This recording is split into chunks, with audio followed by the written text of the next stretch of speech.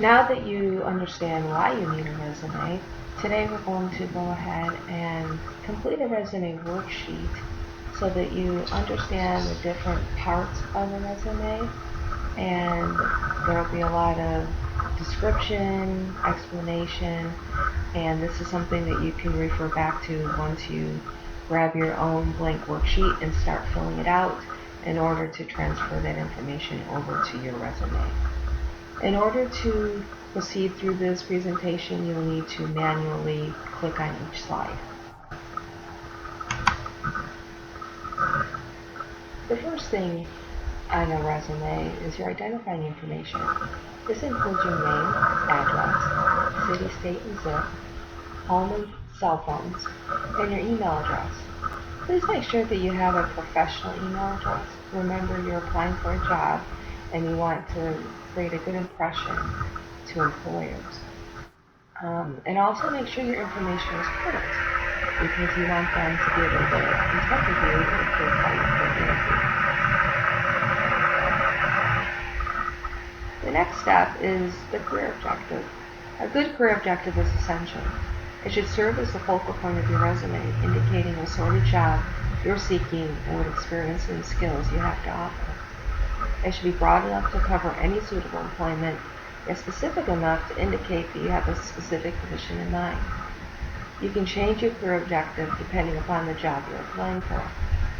There are sample resumes later on in this presentation that will give you some ideas. Some questions you may want to answer are: what kind of employment do you want? An internship, a full-time position, a part-time position? What type of position do you want? Customer service, sales, cashier? And is there a particular industry you want to work in? Retail, healthcare, hospitality? Hospitality will include lodging, food and drink service, event planning, theme parks, transportation, etc.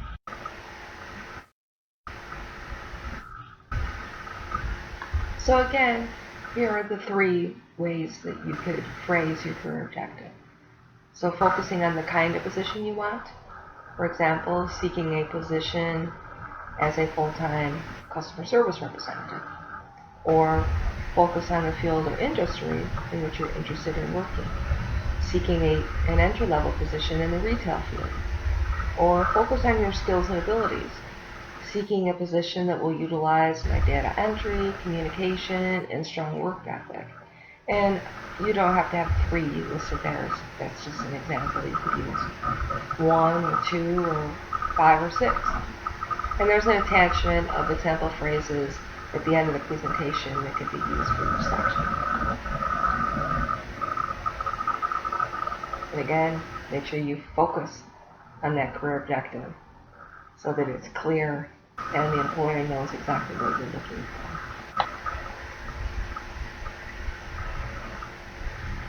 So next is your educational background.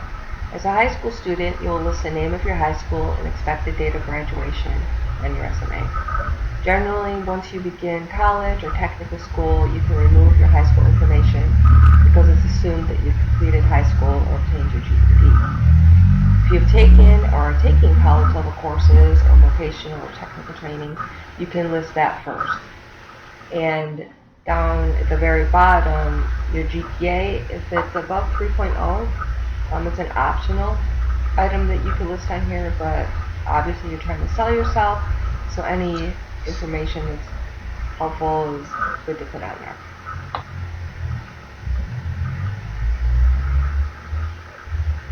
So next is your experience, part-time employment and volunteer work. As a student, you probably do not have much experience directly related to your career objective. That's okay. You may have held part-time jobs, including summer jobs or volunteer work, and believe it or not, through those experiences, you've developed valuable transferable skills that employers like to see in applicants. It also shows that you've held a job for a certain amount of time, demonstrating your work ethic and ability to manage your time between school and work. When describing your responsibilities and accomplishments, try to highlight areas that are specifically relevant or related to the type of position you're seeking. Start each description with an action word, and there's an action word list at the end of this presentation. So here's an example of the information, how it would be filled out.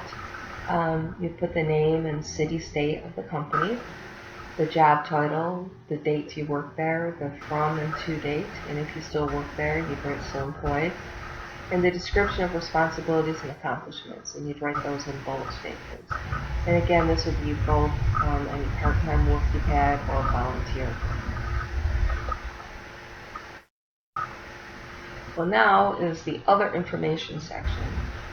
This is where you would write any awards, scholarships, honors, achievements, other languages that you're fluent in. So example, honor roll fall of 2019, fluent in Spanish, perfect attendance award 2018, those sorts of things.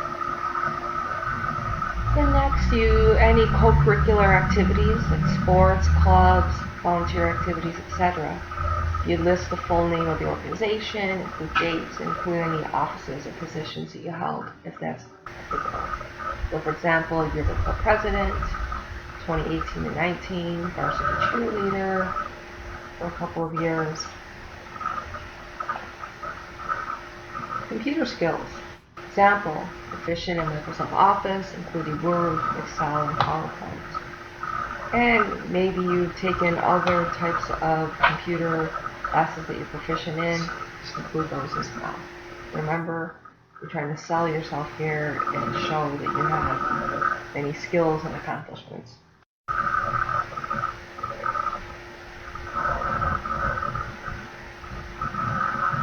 So next are just some resume writing tips to help you with when you start putting this together.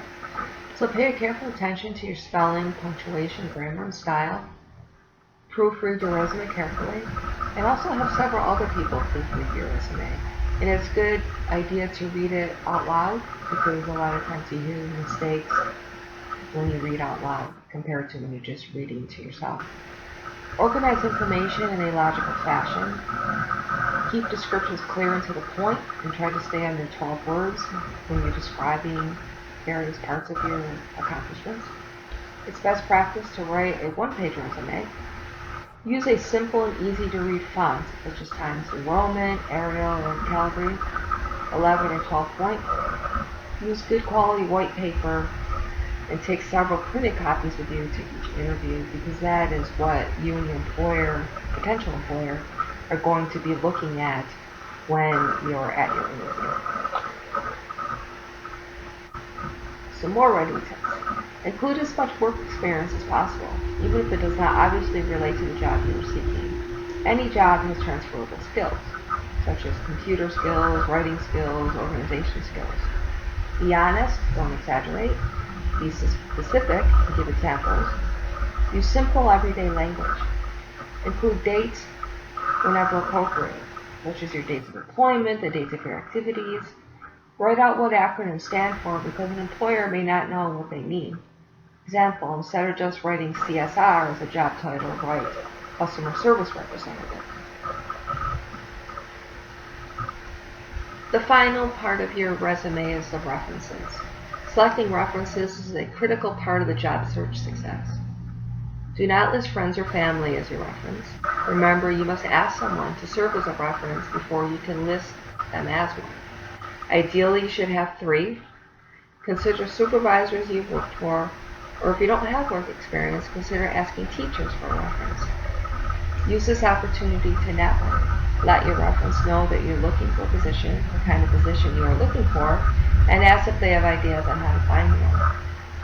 Provide your references with a copy of your resume so that he or she can speak about your qualifications when asked. And you'd want to fill out their name, both first and last, their title, the company or business they work for, and if they're a teacher, you'd want to say the name of the school, what department they work for or teach in, their email if you know that, and the phone number. If you're asking for a teacher reference, just go ahead and list your school's phone number, because if somebody were to call, they would just redirect the phone call over to that teacher. And remember, if you got called for a job interview, let your references know so that they have a heads up and they're ready to go with saying great things about you. So here's an example of a resume with work experience, and the layout with a header in the center, and all the components are listed here with dates and bullet points and descriptions that are to the point. Another resume example without work experience. This person was a dog walker, babysitter, so it's possibly more of a volunteer work type of experience, but they're able to list what they did and how they may be able to contribute to the company which they're applying to. Here are some example phrases for the objective section. So if you decide to go with position, which remember describes the level of position or the type of work you're seeking, you may want to use the word entry level, and that the specific title is warehouse assistant. If you decide to go with the field, which describes the career, field, or industry or department you're seeking, you might want to go with, say, culinary arts, or human resources, or sales.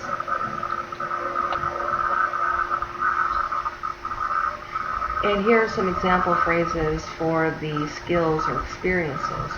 These are your most outstanding strengths and abilities. So data entry, a self-starter, enthusiasm, persistence. So go ahead and choose from the list or come up with your own.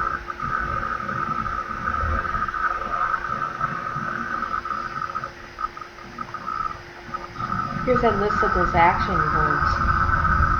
They're broken down by categories. So let's say teaching skills. You may want to use the word coached. If you're going into financial skills, you calculated. Creative skills, you acted. Management skills, you assigned. Communication skills, you directed.